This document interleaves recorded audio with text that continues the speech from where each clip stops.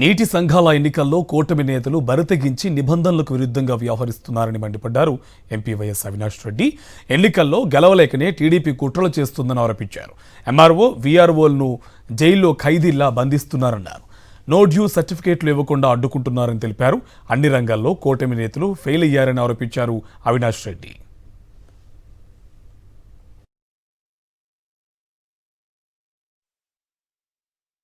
సగం మంది వీఆర్ఓలు ఫోన్లు ఆఫ్ చేసుకొని ఉన్నారు. ఒక్క మాటలో చెప్పాలంటే మొత్తం వీఆర్ఓలు అందరినీ మండల ఆఫీస్కి తరలించారు. అసలు ఏం పని మండల ఆఫీసుల్లో 2 రోజుల పాటు వీఆర్ఓలు అందరినీ మండల ఆఫీసులో పెట్టుకోవాల్సిన అవసరం ఏముంది అని చెప్పి మిమ్మల్ని అడుగుతా ఉన్నా. వీఆర్ఓలు అందరూ కూడా సచివాలయాల్లో, గ్రామ సచివాలయాల్లో అందుబాటులో ఉండాలి. రైతులు వస్తే రైతుకు సంబంధించిన పన్ను బకాయి కట్టించుకొని వాళ్ళకు నో డ్యూ సర్టిఫికేట్ ఇవ్వాలా.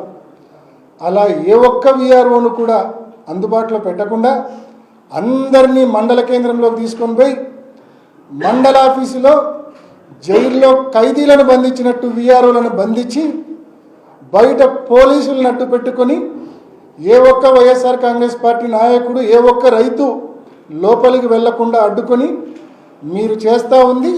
దీన్ని రాజకీయం అంటారా?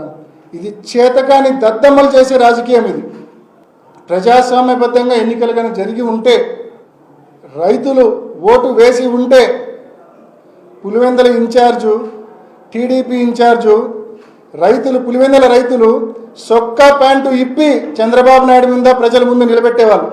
ప్రజాస్వామ్యబద్ధంగా ఎన్నికలు జరిగి ఉంటే ఆ ధైర్యం లేదు వీళ్ళకు, ఆ తెగువ లేదు. మీరు గతంలో ఎన్నికలు చూసింటారు, హోరాహోరీగా తలపడేది చూసింటారు. కానీ ఈ మాదిరి క్యాండిడేట్స్ కంటెస్ట్ చేస్తే ఓడిపోతామనే భయంతో నో డ్యూ సర్టిఫికేట్ కూడా క్యాండిడేట్లకు, అభ్యర్థులకు అందించకుండా ఉండే పిరికి పంద రాజకీయం ఇవాళ తెలుగుదేశం ప్రభుత్వం చేస్తూ ఉంది. మీ ప్రభుత్వం ఏం చేసిందని రైతులు మీకు ఓటేస్తారా? ఏం చేసింది మీ ప్రభుత్వం?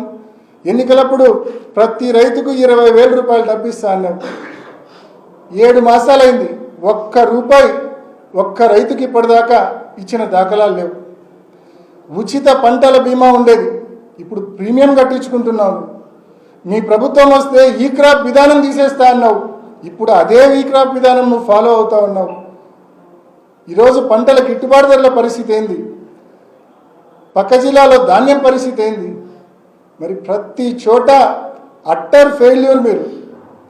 మరి అట్టర్ ఫెయిల్యూర్ కాబట్టే రైతులు వచ్చి స్వయంగా ఓట్లు వేస్తే మీ బండారం బయటపడుతుంది. కాబట్టి భయంతో, చేతగానితనంతో వైఎస్ఆర్ కాంగ్రెస్ పార్టీ మద్దతుదారులకు, రైతులకు నో డ్యూ సర్టిఫికేట్ అందించకుండా, వాళ్ళు ఎలక్షన్లో కంటెస్ట్ చేయకుండా అడ్డుకున్న దద్దమ్మవు నువ్వు. 1978 నుంచి రాజకీయాలు. మరి ఈరోజు ఆయన వచ్చి పెకిలిచ్చాడంట, కుకుటి వేలతో పెకిలిచ్చాడంట. మొహం అద్దంలో చూసుకో ఒకసారి. ఎలక్షన్ నువ్వు ఏ రకంగా చేసినావో నీ ఒక్కడికే తెలుసు అనుకుంటున్నావేమో. పులివెందుల్లో ఉన్న ప్రజలు, రైతులు, వైఎస్ఆర్ కాంగ్రెస్ పార్టీ నాయకులు ప్రతి ఒక్కరు కూడా గమనించారు నువ్వు ఎన్నికలు ఏ పద్ధతిలో చేశావు.